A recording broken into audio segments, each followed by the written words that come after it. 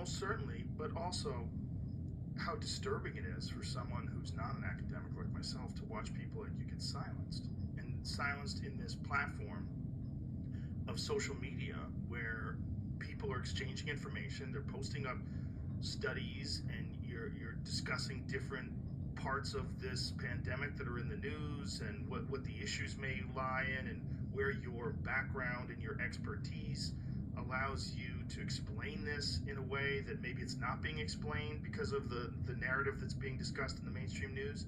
And to watch you get silenced, first of all, to watch you get ostracized. I've seen that. I've seen people distance themselves from you. I've seen people call you a crazy person and criticize you, but with no specific thing to point to. It became like a tag they put on you. Like, oh, that guy. Like, I brought you up to someone, and he goes, oh, that guy's crazy. I go, how so? There was no answer. Yeah, so like, okay, so this is a thing, you're going to just say someone's crazy when they say something that's inconvenient or say something that makes you uncomfortable because you've decided to accept a certain narrative. Did Twitter warn you? No. Was there any tweets where they said that this is misleading or anything? No. They never do. Do you have any idea what the final tweet was, or what the context was? I think I do, and there's no way to confirm it until the lawyers, do their lawyering.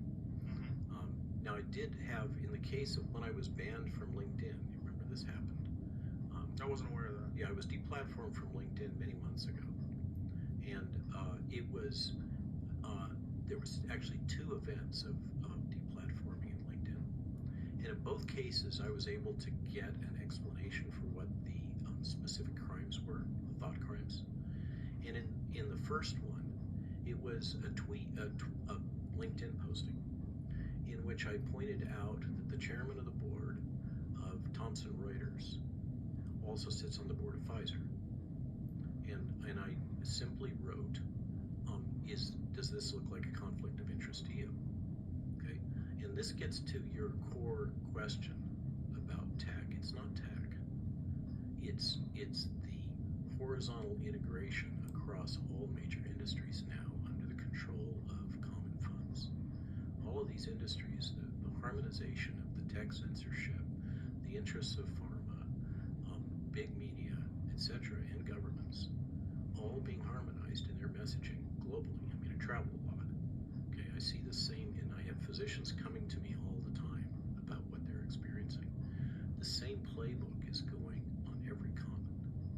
Okay, but getting back to LinkedIn, so this is the first event, and Steve Kirsch intervened, called up a vice president of LinkedIn. And Steve Kirsch is a tech guy, right? Yeah, he is. He's a Silicon Valley entrepreneur who you may or may not recall that I was on the Brett Weinstein Dark Horse podcast with Steve that kind of lit this whole fire up months and months ago. That's right. Okay, that's where I first saw him. Yeah. Okay.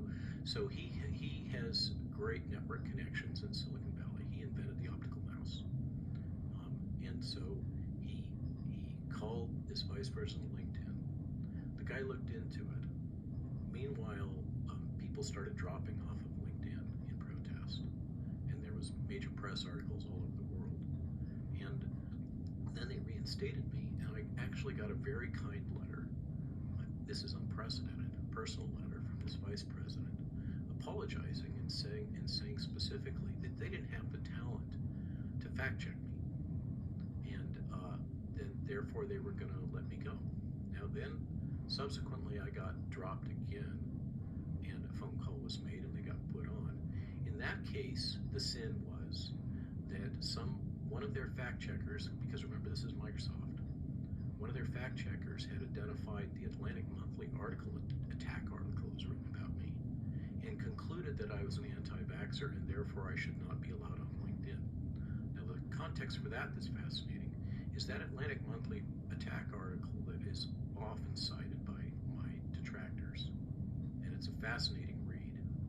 We could go down that rabbit hole, but no reason.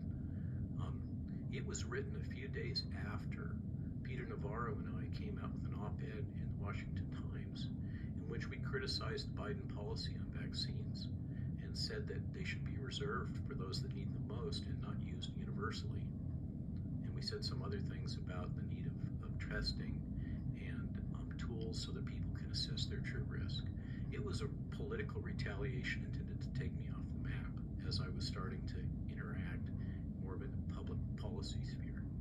Now with this Twitter event, my wife and I have racked our brains about what is likely to have been the tweet that triggered this. And you never know.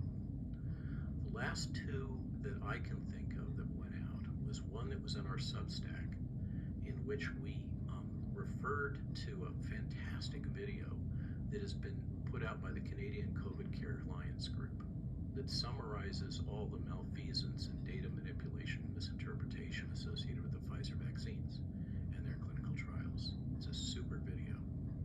And of course that is interpreted as something that would cause people to become vaccine hesitant. That's the sin in general, is saying things that cause people to become vaccine hesitant.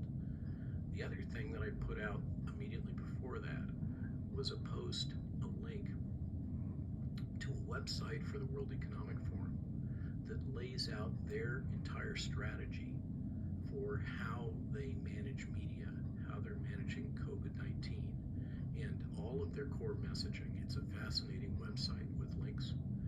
Those are the only two things I can think of that would meet the criteria. So, my position all the way through this comes off of the platform of bioethics and the importance of informed consent.